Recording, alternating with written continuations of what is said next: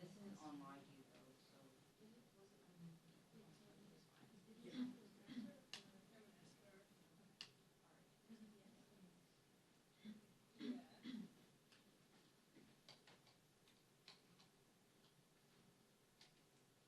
So if you're gonna feed that in, go run after every zip money, and then I'll tag out with you. Yes, in theory.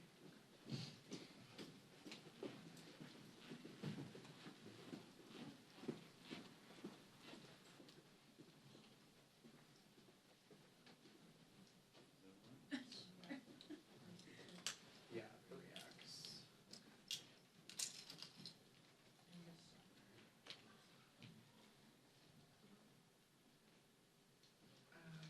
Yeah, you can put questions, that would be good.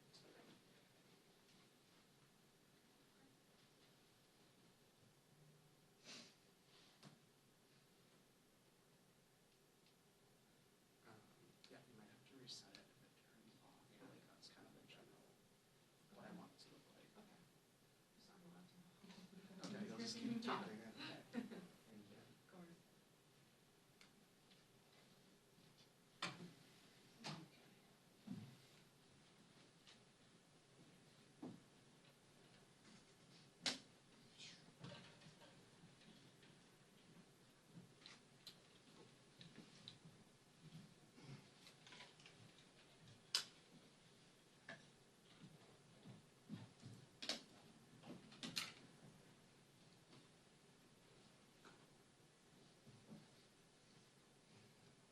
You got the nice one today.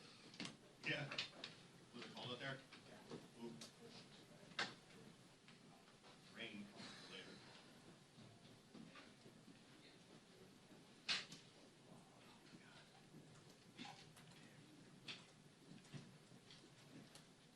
I saw some on the live stream, yeah. Yeah. They were like coming here. Yeah, so they're supposed to be down by. They're supposed to be at 45.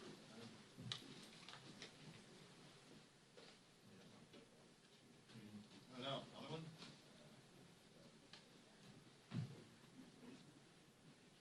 I haven't, they didn't give a timeline, they just said late into the evening. That means rain coming, so bad rain. Yeah.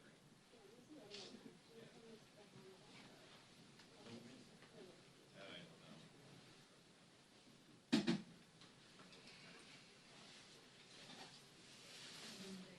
Right. Yeah. Easy Tuesday. We're back. Yeah. No, it's kind of nice. They didn't have anybody to shoot cuts, so Parkinson just gave me. Yeah. Shut down. Yeah. You should. Next to the lens camera on the end. Like that. Yeah. I mean, I want to try on just to be safe in case somebody can fly in last. I text Lauren back and forth, and she's like, yeah, there's literally, sorry. No, no, please. Now I'm. Oh, gotcha.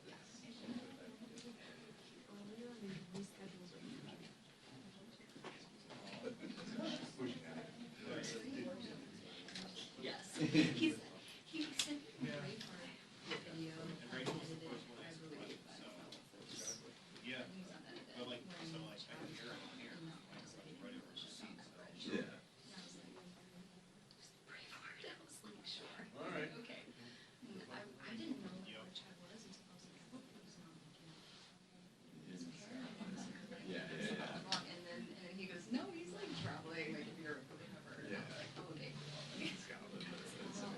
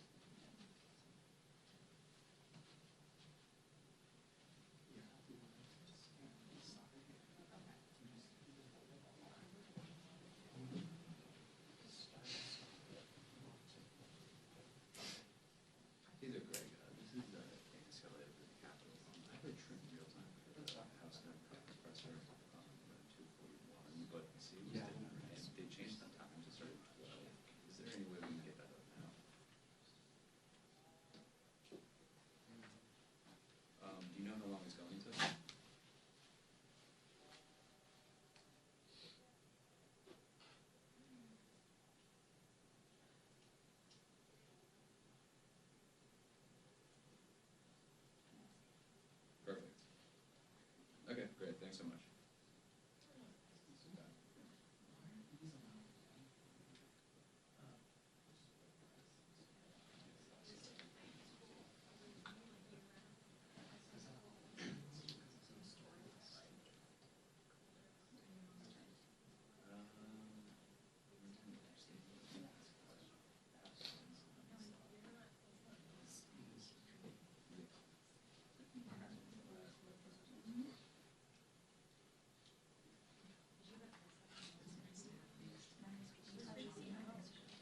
I know, it's like, I can have this.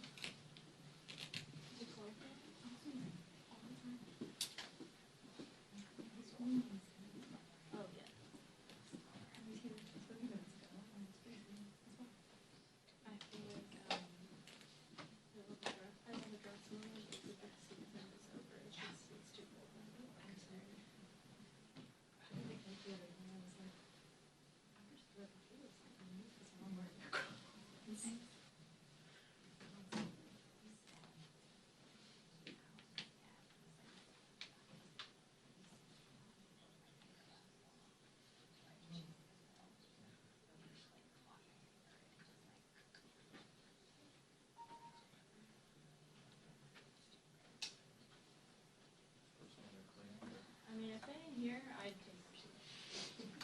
You snooze, you lose. You don't get to reserve a seat if you're not gonna show up. Or at least put it on the seat. No, I don't think it's a. Heads up.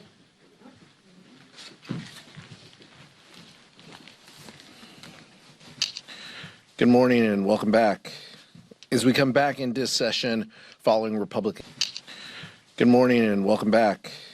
As we come back into session following Republicans' nearly 2-month taxpayer paid vacation, House Democrats' top priority remains the same: lowering health care costs for the American people. For months, Republicans have wasted time by refusing to negotiate with Democrats on a deal that would extend the Affordable Care Act tax credits. These tax credits allow hardworking families to see their doctors when they get sick, get medication, or have life-saving surgeries. If Republicans let these credits expire, millions of Americans in red, blue, and purple districts will be forced to make incredibly difficult financial decisions or be priced out of health care altogether. An example, in my district, Amy in Redlands is a small business owner. She told me that her health care would jump from $650 per month to $2,000 per month. Amy said she doesn't know if she'd be able to afford her living expenses, let alone this increase. Unfortunately, this is not a unique example around the country. As the richest nation in the world, we cannot allow this to happen. For years, Republicans have been hell-bent on repealing the Affordable Care Act, but have no replacement plan. Donald Trump and Republicans have already created a massive healthcare crisis in this country with their big ugly law, the largest healthcare cut in the United States history. By failing to extend the Affordable Care Act tax credits, Republicans will only exacerbate this. The time to act is now. We should get going to that. Vice Chair Ted Lieu. Thank you, Chairman Aguilar. So Republicans have continued to attack health care. They passed a law and enacted policies to make health care more expensive. They made deep cuts to Medicaid. There's a $500 billion cut slated for Medicare, and the Affordable Care Act is going to dramatically increase because of Republicans' attacks on health care. Yesterday, a Gallup poll came out showing that this is now weighing on American people's minds in a very big way. Nearly half of the American people, 47%, believe they cannot afford health care next year. And then Gallup asked a second question about drug prices. And 1 in 5 Americans say they or one of their family members can no longer afford prescription drugs. That is the highest that survey has ever recorded since they asked that question. And so we're asking Donald Trump Republicans to get serious and work with Democrats on bringing down healthcare costs instead of increasing healthcare costs. And nothing Republicans are doing this week is going to help reduce the cost of healthcare. We also know that other costs are rising. And so they put out a statistic about consumer price index changes to groceries from January to September of this year. It shows that coffee increased 15.3%, ground beef increased 14.2%, and bananas increased 7.9%. So Trump's tariffs and the rubber stamp Republican House members are increasing costs at grocery stores as well. We recently saw that the Trump administration is going to lower tariffs on some grocery items. That is finally an acknowledgement that Donald Trump has been lying to American people all along. Tariffs, in fact, are not paid by foreign countries. They're paid by Americans. That's why grocery prices have gone up, and that's why they're going to continue to go up, because most tariffs are still on a lot of grocery items and a lot of products. We're asking Donald Trump to stop these tax increases on Americans and deal with affordability, which is at the top of Americans' minds. Questions? Michael. Thank you, Mr. Chairman.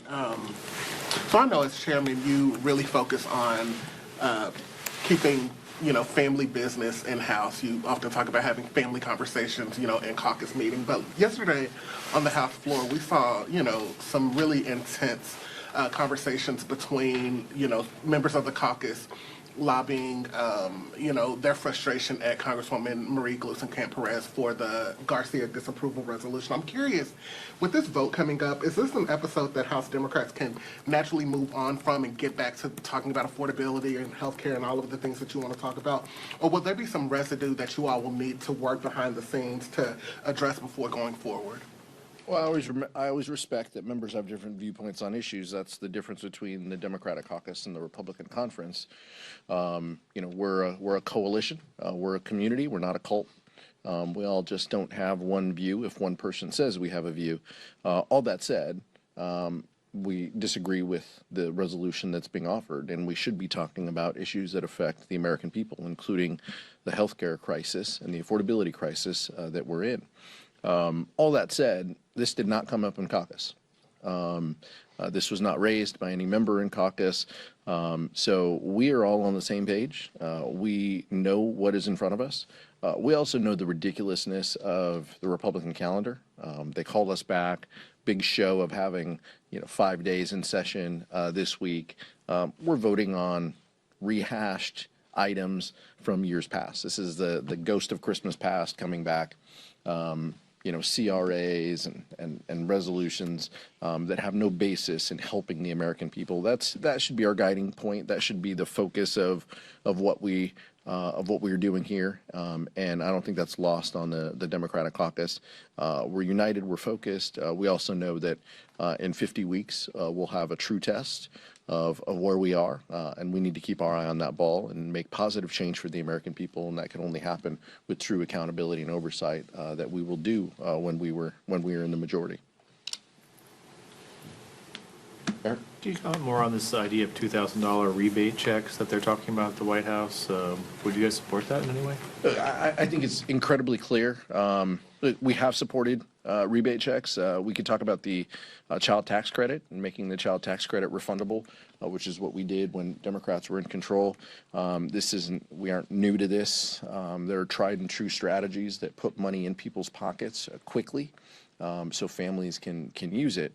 What they are talking now is strictly a diversionary tactic because, and a reaction to the past election, where they got crushed on affordability, and now they're trying to overcompensate. As the vice chair mentioned, these tariffs are a direct tax on the American people, and now they think the American people aren't paying attention enough to say, oh, well, you're going to give us a small rebate check while charging us thousands of dollars in increased costs. The American people are smarter than that. The American people see through that, and we will continue to talk about the affordability crisis that this president has perpetuated, not inherited. He has perpetuated this by adding costs, adding tariffs to the American people. That is real. That is not theoretical.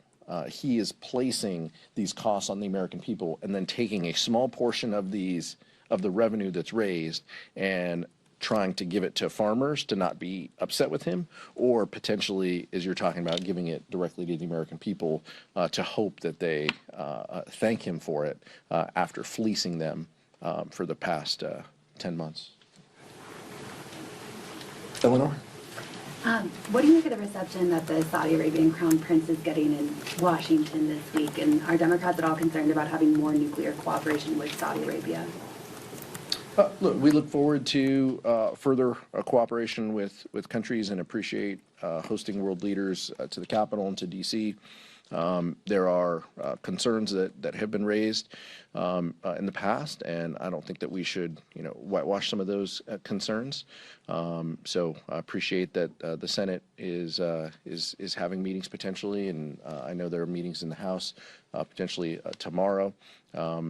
This should serve as an opportunity to work with world leaders on issues that we agree with, while not ignoring issues and concerns that we have between our countries. But I hope that we can continue to have positive dialogue that includes not just the executive, but the first branch of government. Yeah. I want to ask about discharge petitions, since you have some experience with that. What is it about this Congress that is making discharge petitions more successful? It's a good question. I'm not gonna give you the secret sauce of how a discharge petition becomes successful, but I think that you have to have kind of a strength and resolve among those members advocating for it. Obviously, in a bipartisan nature, if you want to be successful, have a bipartisan group of members leading something who have a working relationship with each other, but also have the credibility to reach out to their colleagues to talk about delivering a solution. But I don't think it's lost on us that some of these discharge petitions moving forward are advocated by folks who just made significant health care cuts, and now they are trying to get right by their voters and their folks. I understand that. I understand there's different viewpoints, and some of these pieces of legislation have a lot in them, but we should be very clear with the American people that Republicans, lock, stock, and barrel, have voted for the largest cut to health care across the country. And so sending a letter to the speaker or putting out a press release or leading on a discharge petition doesn't inoculate you from the votes that you've made to cut health care from people. You may be trying to solve one piece of this, but that doesn't gloss over your voting record. And it's our job to tell that truth to folks. My view of why there's been so many discharge petitions and successful ones is because of failed Republican House leadership. A discharge petition is an end run around the speaker and around Republican leadership. And when Republican leadership is protecting pedophiles, you're going to have Democrats, Republicans going, that's insane. You cannot do that. And that's why this discharge petition was successful. And because Republican House leadership is out of step with the overwhelming majority of the American people, that's why you're seeing these discharge petitions being filed and why some of them are succeeding. Thank you. I wanted to ask the House, I know neither of you are on this committee, but the House Administration Committee is holding a hearing on the Stock Act. Do you think that act that was passed in 2012 has done enough to curb public sentiment about concerns about insider trading among Congress? And then in the Senate, Senator Hawley, along with Senator Ossoff and Peters, co-sponsored the Pelosi Act. Do you think that would be something House Democrats would be willing to take up if it were to get to the House? We need more transparency. We need more accountability. We need more legislation specific to dealing with members who have been trading stocks. There are members who sit in committees. This is all public record, who have been sitting in committees and then trading stocks. Some of them campaigned on not wanting to do this and then have gone and done this hundreds of times. There needs to be more legislation in this regard. House Democrats, I'm not aware of anything that House Republicans have put out that have indicated that they support a ban on stock trading. House Democrats did put that out. Before the August work period, we put out documents talking about an affirmative agenda, talking about the culture of corruption, talking about the affordability crisis and the healthcare crisis that we're in. And the single piece of legislation that was mentioned was addressing this issue. So this is something that is serious for our caucus, and it'll take serious legislation in order to do it. That doesn't mean that there's a monopoly on one issue or one idea or one piece of legislation that gets there. This is why we have hearings, and this is why, if we truly want a bipartisan effort, then it's on Republicans to work with us in order to solve this issue. I support a ban on members of Congress trading individual stocks. I also think people need to look at the President of the United States. It is massive corruption going on in the White House. The Swiss basically gave him a personalized gold bar. The country of Qatar gave him a used jumbo jet. You've got his family making huge amounts of money off of crypto, and the president pardoned a criminal because that person was with a company that helps his family with crypto. The amount of corruption in the White House is insane, unconscionable levels. And in addition to the Stock Act, we need to look at putting some real serious ethics into the White House. And I also offer the Supreme Court. This can't just be something that affects Congress. We have to look at the executive branch as well as an enforceable code of conduct for the Supreme Court as well. Cassie? I wanted to ask, kind of piggybacking off of Nick's question about discharge petitions. You know, obviously today we will have this vote on the Epstein files and releasing them. Republican leadership now saying that they aren't whipping one way or another, saying that members can vote their conscience after Democrats have accused them of canceling votes and sending the House home so that this vote couldn't be taken earlier, not swearing in Adelita Grijalva. So what do you make of this about face, and do you directly correlate it with the president's about face on this? Yeah, absolutely. I mean, all of them feel the same way. I mean, this is about them knowing that they're going to lose. They're going to lose this vote. They could not convince Marjorie Taylor Greene and Lauren Boebert from the Situation Room. They could not convince them to remove their signatures, so they are shifting strategies. Now they have to embrace it because they're going to lose this issue, and they weren't going to lose by a little. They were going to lose by a lot. And I think the president, clearly doesn't want to be viewed as a lame duck or on the losing side of an issue with the Republican conference. And Republicans are probably tired of having to defend the pedophilia that Jeffrey Epstein stood for. And so I think it's clear that their only reason why they're doing this is because they were losing, and so now they're going to try to project that they don't care or that they aren't pushing members. They pushed members. They sent us all home in September. Those are just the facts. They avoided this issue. They avoided this vote for so long. They can't suddenly turn the page and say, "Oh, we're fine with this. We were just kidding." And oh, by the way, let's make it about the policy. And if the president wanted to put the Epstein files out, he could do that tomorrow. He is choosing not to. He is also choosing to have his Department of Justice not answer a lawful subpoena by Democrats and Republicans who voted in government oversight and reform to send documents to that committee. So the president has made choices here. No public statements, no tweets or anything is going to hide the fact that he himself actively does not want these files out. And the American people are going to get to judge why that is. Likely because his name's already been listed over 1,000 times on the emails that have been released. So that's one of the reasons why he doesn't want this out. Chairman Aguilar is absolutely right that the president doesn't want these files out. And one reason we know that is because the president can order these files to be released right now. It's very clear that the Department of Justice acts as Donald Trump's lapdog. He says jump, they say how high, and they've done everything of his bidding. He could just tell the Attorney General to release the files, and she would do it. So the fact that he hasn't done that shows that he is just playing a game. He doesn't really want these files to be released. And the other reason that the discharge petition succeeded and that Speaker Johnson and the president appear to have reversed is because Republicans got their asses kicked earlier this month in the elections. Democrats didn't just win in blue states like Virginia and California and New Jersey. Democrats won in every state in which there was an election. Georgia, Mississippi, Pennsylvania, Maine, and the Republicans have noticed. And now you see more Republicans standing up to Donald Trump, who is now a weight and anchor on the Republican Party. And you see Republicans showing more courage to stand up for the American people to finally do the right thing. Rep. Andy Harris this morning said that the House Freedom Caucus will be introducing a censure against Delegate Stacey Plaskett over her ties to Jeffrey Epstein. Your response to questions about Democratic ties to him? All of the documents should be released, and nobody should have anything to hide. Democratic members of Congress, namely the President of the United States, everybody should embrace these documents being out there. We would encourage our members to take that position. It's interesting now that Republicans want to try to find a way to use this issue after spending months talking negatively about these files. But we're not new to the duplicity of Andy Harris here.